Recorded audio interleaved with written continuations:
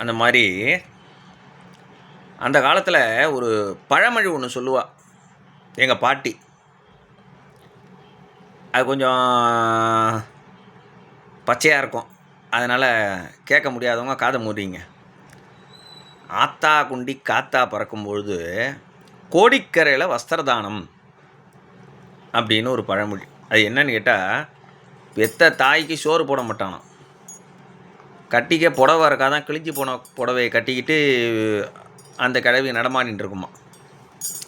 ஆனால் இவர் இங்கேருந்து போய் ராமேஸ்வரம் தாண்டி கோடிக்கரையில் போய் ஏழை எளிய மக்களுக்கெல்லாம் வஸ்திரதானம் பண்ணுவாராம்.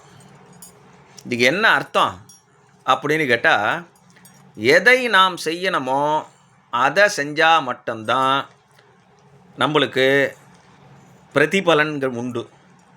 முட்டாள்தனமான காரியங்களை செஞ்சுட்டு அது புண்ணிய காரியம் தானே, நான் செஞ்சுருக்கேனே அப்படின்னா அதுக்கு எந்த விதமான பிரதிபலனும் கிடையாது.